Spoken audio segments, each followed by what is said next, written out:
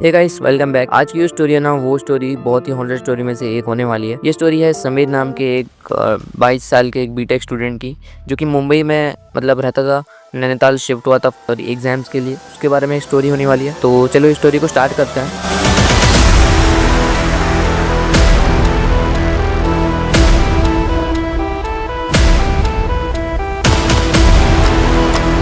समीर, जो कि एक 22 साल का एक ओल्ड बीटेक स्टूडेंट था, और अभी वो नैनीताल शिफ्ट हुआ था जस्ट, क्योंकि उसको एग्जाम्स के लिए शिफ्ट होना था। और जस्ट उसकी समर की ब्रेक हुई थी 1-2 महीने की, तो उसको वहाँ पे एंजॉय भी करना था और ब्रेक भी लेना था। एक लंबे टाइम से उसने ब्रेक नहीं लिया था।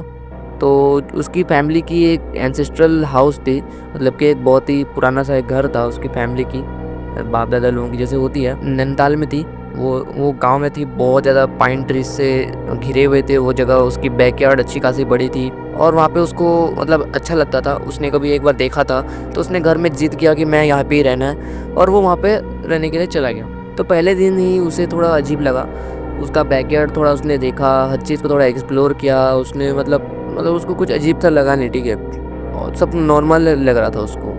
बट उसके पास ना एक डॉगी था, आता जाता रहता था कभी उसके घर के आसपास से, तो वो उसको थोड़ा बहुत खाना वाना दे दिया करता था, ठीक है। तो उसके बाद एक बार क्या हुआ कि जस्ट समीर एक बार घूम रहा था अपने बैकयार्ड में शाम को एक बार, और उसको लगा कि कोई किसी ने तो सुबह से मेरे पर नजर रखी लगी है, मतलब किसी ने तो मेरे पर नजर रख रहा है, जो कि दिखाई तो नहीं दे रहा लेकिन मुझे ऐसा लग रहा है। फिर उसने सोचा कि यार ये हो भी सकता है और नहीं भी, क्योंकि देखो एक तो चारों ओर घर जो है वो पाइन ट्रीज से भरा हुआ था। तो उसने सोचा कि ये मेरी साइकोलॉजी ही हो सकती है और कुछ भी नहीं हो सकता। तो उसने ओवर थिंकिंग हो रहा है सोचा, और उसने टाल दिया बात को। तो उसके बाद एक रात वो सोया, और 2 बजकर करीब 15 मिनट जब हुए तो लाइट चली गई। ये सोचकर कि उसने लाइट चली गई है, सोचा उसने ऐसी जगह में कभी आई नहीं था, तो उसको थोड़ा बेचैनी सी होने लगी, और वो उठा और टॉर्च चलाकर चारों ओर थोड़ा देखने लगा। तभी उसको बैकयार्ड से एक आवाज आई, आ जा बोलकर। तो एक मेल की आवाज थी, विस्पर थी, लो थी बहुत ज्यादा। वो थम सा रहेगा कि ये आवाज किसकी हो सकती है। वो टॉर्च लेकर बैकयार्ड में जाने का कोशिश किया उसने,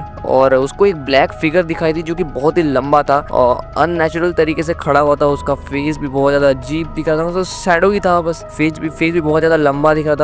कुछ अजीब सा वो स्ट्रक्चर था उसका, शैडो में ही सब दिख रहा था। उसने थोड़ा बहुत ऐसे आंखों को ब्लिंक वगैरह किया, उसने देखा अच्छे से, तो आपस से उसने सोचा कि मेरी ओवर थिंकिंग हो सकती है, मैंने ऐसे जगह में कभी पहले आया नहीं था, तो हो सकता है ये मेरी ओवर थिंकिंग ही है। वापस से वो गया और सो गया, लेकिन उस रात उसको नींद बिल्कुल भी नहीं आई। तो अगली सुबह क्या होती है कि एक गार्डनर आता है, ठीक है, मतलब रामलाल जो कि एक गार्डनर था, वो घर की थोड़े देखभाल साफ सफाई वगैरह किया करता था। तो उसने जो पूछा वो सुनकर आपके होश उड़ जाएंगे। उसने पूछा कि यहाँ पे कोई आता जाता रहता है क्या, मतलब आपने किसी और को भी रखा हुआ है, आपका कोई दोस्त वगैरह भी है क्या यहाँ पे पास में कोई? तो जो समीर था वो शॉक हो गया ये देखकर कि यार कैसे हो सकता है, मैं तो यहाँ पे अकेला रहता हूँ, और बात है कि हम मेरे साथ में कोई है। तो वो डॉगी था, बस एक बार आया था, वो दोपहर को खाना दिया था मैंने उसको, भाग गया था वो। तो यार ये बहुत अजीब होने लगा उसके बाद। फिर उसके बाद क्या हुआ कि रामलाल जस्ट बोला कि जिन है, मतलब ये सुनकर तो हो समीर बोला कि ये क्या बोल रहे हो तुम? समीर हंसा और बोला कि मतलब बिलीव करते हो? रामलाल बोला कि आप भले ही विश्वास ना करते हो, लेकिन मैं करता हूँ, और इस जगह में मैं बहुत पुराना हूँ, मैं इस गाँव का ही रहने वाला हूँ, मैंने आपके घर को देखा हुआ है अच्छे से, यहाँ पे कुछ ना कुछ तो है ऐसा। मैं इसको जिन बोल रहा हूँ, लेकिन हो सकता है वो कुछ और भी हो। उसके बाद चीजें थोड़ी खराब होने लगी। हर रात कुछ ना कुछ होता, कभी समीर का नाम से बुलाया जाता, कभी रूम का फैन अपने आप चालू हो जाता, कभी उसके फोन में अननोन रिकॉर्डिंग्स मिलती, उसकी नींद में बातें हुआ करती थी लेकिन उसका वॉइस नहीं होता। उस रात उसने कैमरा लगाया, फेसिंग था बैकबोर्ड की तरफ, और जब नेक्स्ट मॉर्निंग उसने फुटेज चेक किया तो 2:17 पे एक टॉल शैडो दिखी उसको उसी रिकॉर्डिंग में, जो फ्लोट कर रही थी, चल रही थी, और उसका जो उसकी तरफ जो कैमरा था ना, वो फेस की तरफ से घूम गया, ठीक है, जिससे कि वो पूरा क्लियर दिखाई दे रहा है ना, वो फट ऑफ। और उसके बाद ही उसी सेकंड में ही वो रिकॉर्डिंग पूरा टूट के खत्म हो गया, रिकॉर्डिंग रुक गई बस। वो अब सोचने लगा कि मुझे यार यहाँ से निकलना ही चाहिए, यहाँ पे कुछ तो अजीब लग रहा है मुझे वैसे। तो समीर ने सोचा कि नेक्स्ट ट्रेन जो मिलेगा उससे ही पकड़ के चला जाऊंगा। प्लान बनाया था लेकिन शायद पूरा नहीं कर पाऊंगा। मैं एग्जाम्स के लिए पढ़ाई करना है, लेकिन ऐसे सिचुएशन में मैं तो और पढ़ाई से दूर भाग रहा हूँ यार, ऐसा नहीं हो सकता अभी तो। 2:30 हो रहे थे, और उसने जिस रात उसने वो सोया था, सोच रहा था कि जिस रात वो सोच रहा था, उसी रात को 2:30 में उसने बैकयार्ड से एक आवाज सुनी। एक डोर खुला, जैसे कि डोर खुलने की आवाज आई, तो वो दौड़ के गया और उसको लॉक किया था। But the door slowly open.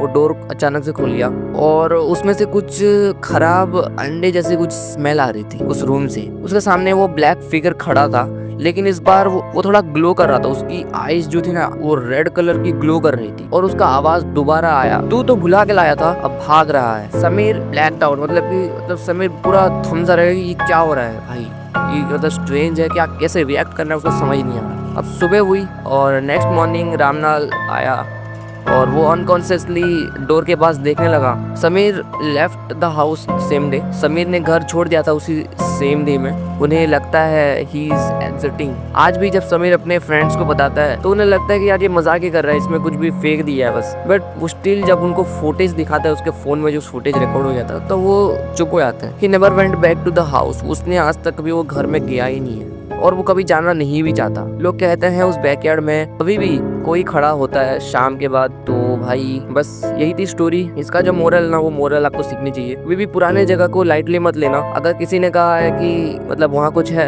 तो हो भी सकता है, तो उसको छेड़छाड़ी क्यों करना। सो ऑलराइट गाइस, स्टोरी खत्म होती है यहाँ पे ही। मिलते हैं नेक्स्ट वीडियो में गाइस।